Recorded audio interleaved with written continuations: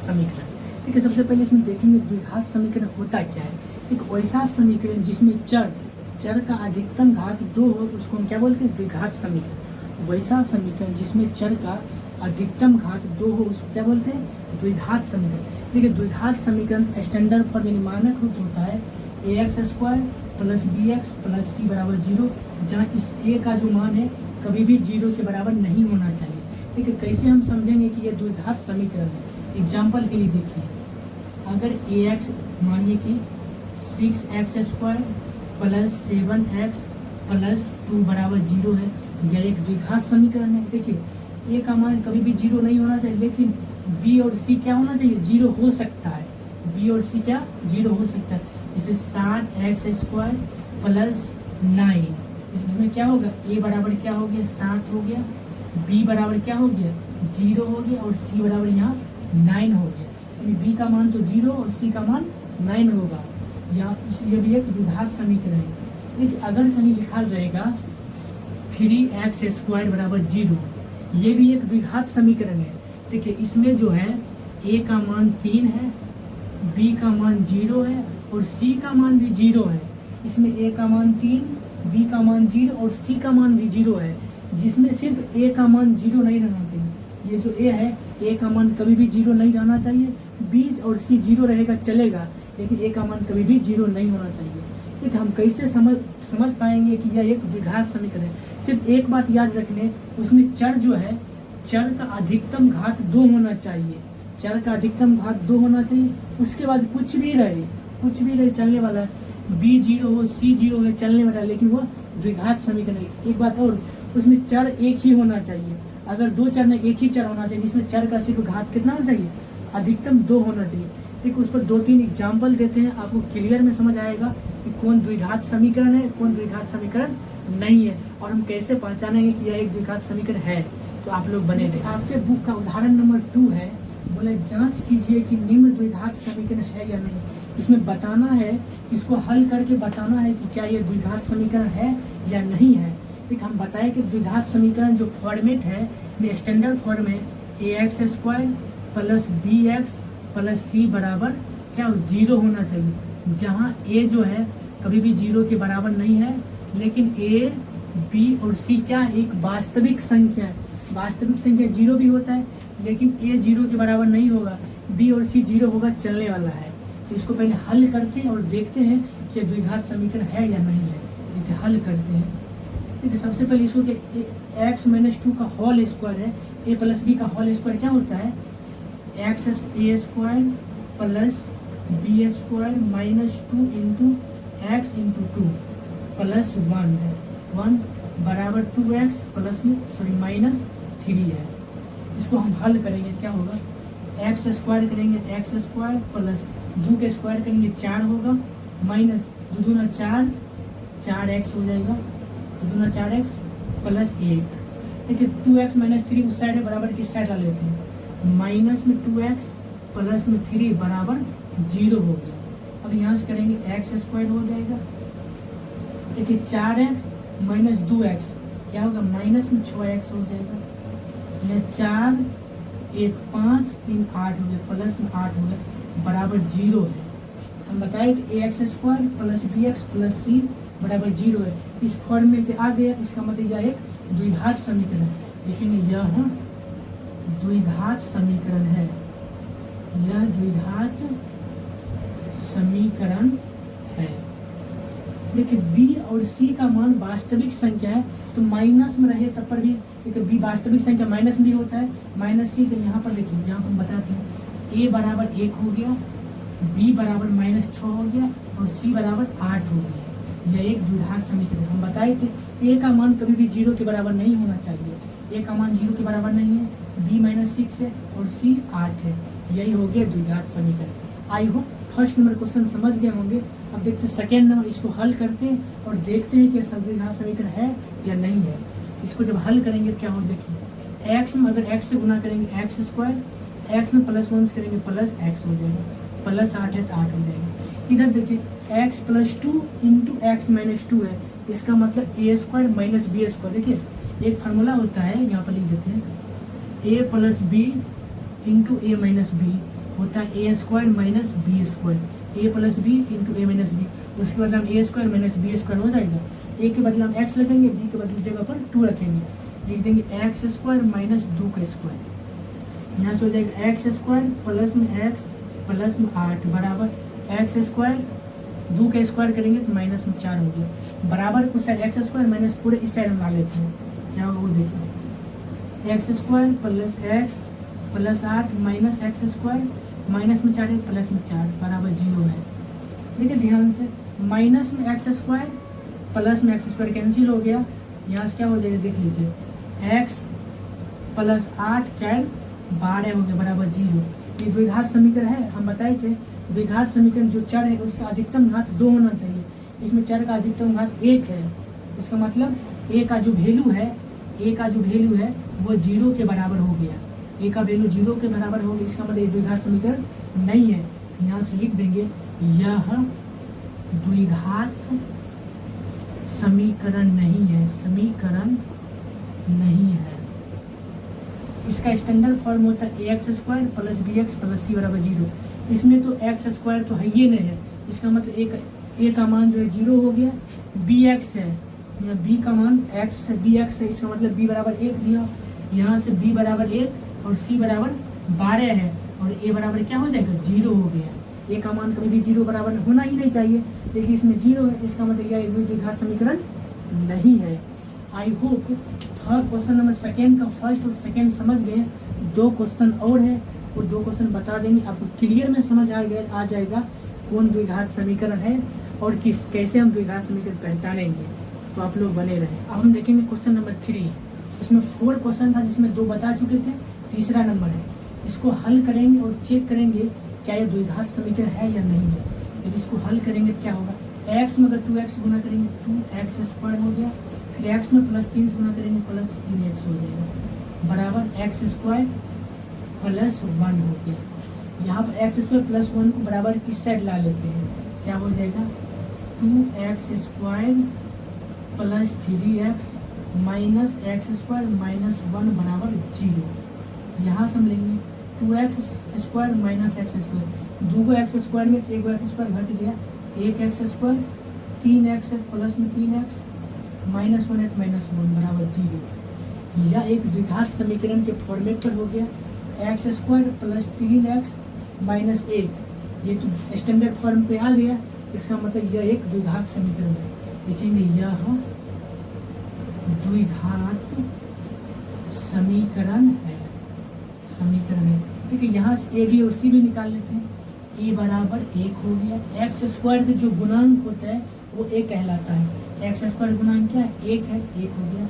B बराबर क्या होता है, जो एक्स का गुणांक है, एक्स का गुणांक क्या है प्लस में 3 है 3, और सी बराबर क्या होता है अचर पद, अचर पद क्या है -1 है -1। ए बी और सी तीनों आ गए, जिसका मतलब ये क्या है द्विघात समीकरण है। ए का मान 0 के बराबर नहीं होना चाहिए, 0 के बराबर नहीं है। आई होप क्वेश्चन नंबर 3 समझ गए होंगे। अब हम देखते हैं क्वेश्चन नंबर 4।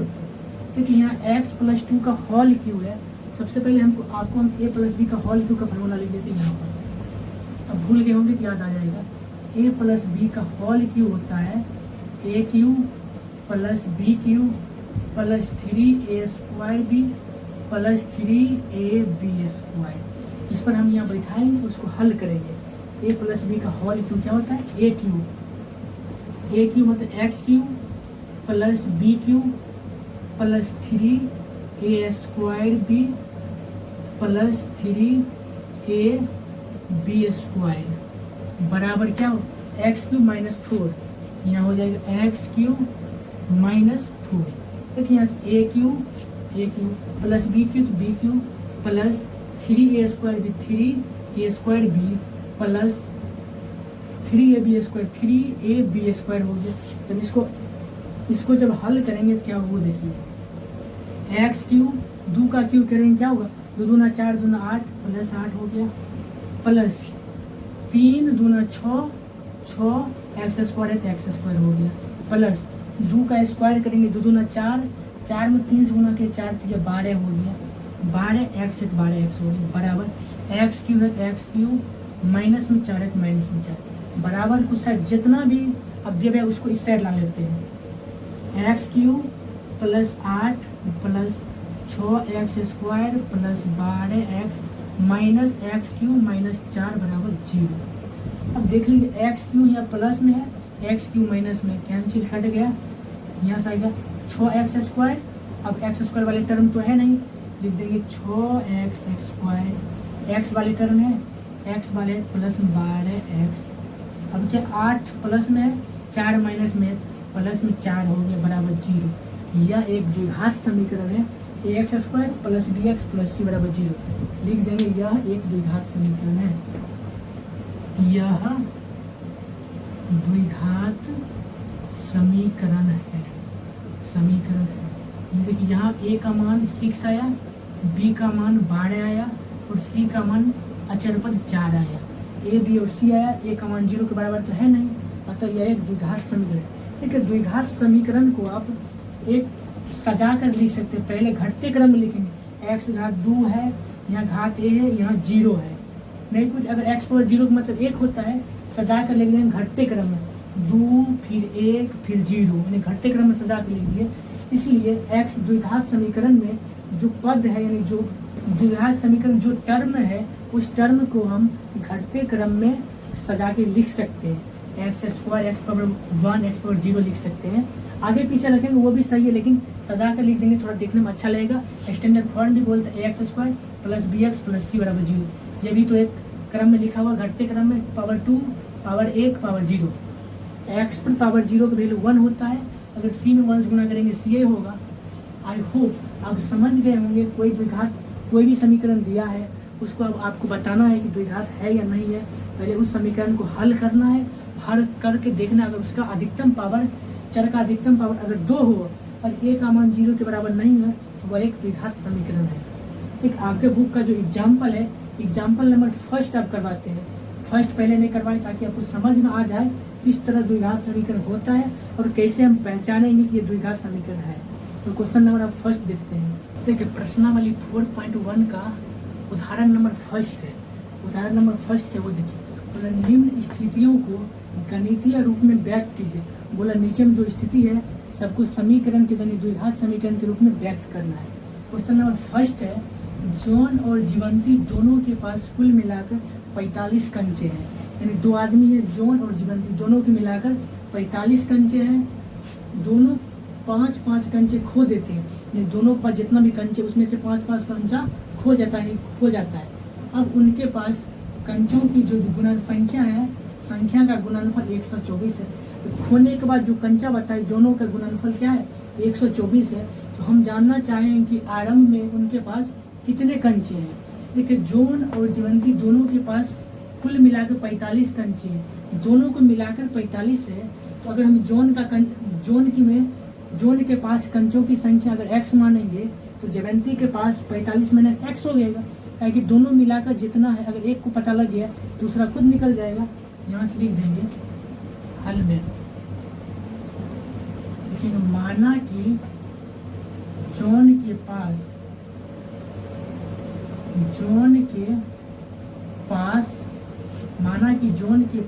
x कंचे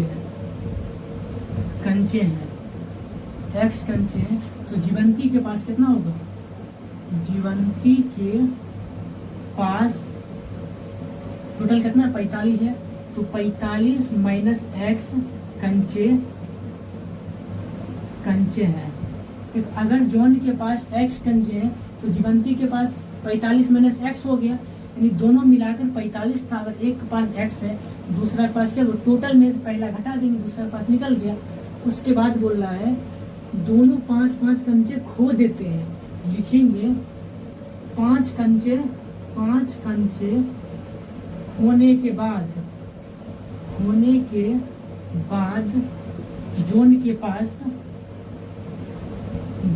के पास बचे कंचे की संख्या क्या हो जाएगा, जॉन के पास x था, इससे 5 खो गया, क्या होगा, x माइनस 5 हो गया। लिखे हैं 5 कंचे खोने के बाद जॉन के पास बचे कंचे की संख्या, x था 5 खो गया, x माइनस 45। अब लिखे हैं 5 कंचे खोने के बाद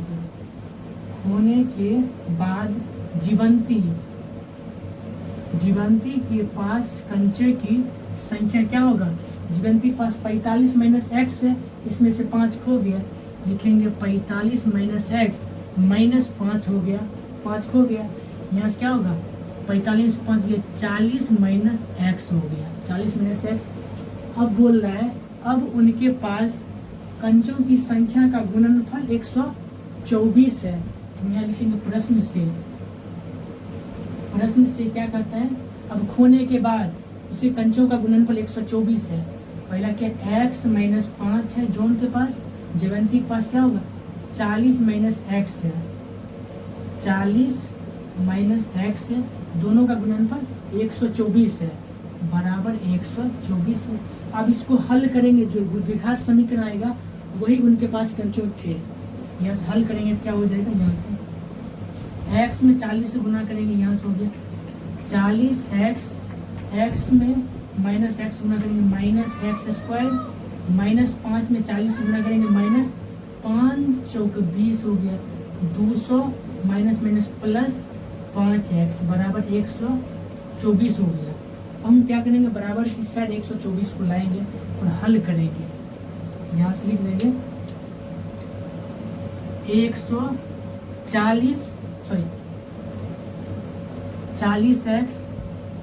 40x माइनस एक्स स्क्वायर, फिर माइनस, देखिए यहाँ से एक स्टेप और, देखिए इसके बाद यहाँ से हम हल करेंगे। देखिए 40x और 5x कितना हो गया? 45x हो गया, लिख देंगे 45x। उसके बाद माइनस एक्स स्क्वायर है तो माइनस में एक्स स्क्वायर, माइनस में 200 है तो माइनस में 200, देखिए 124 प्लस में बराबर की साइड ला लेते हैं तो माइनस में 124 हो गया बराबर 0। यहाँ से हो जाएगा 45x minus x square minus 200 और माइनस 224 क्या होगा? 124, 2 1 324 बराबर 0। देखिए एक्स स्क्वायर को हमेशा पॉजिटिव में रहने के बाद थोड़ा अच्छा रखते हैं। क्या था?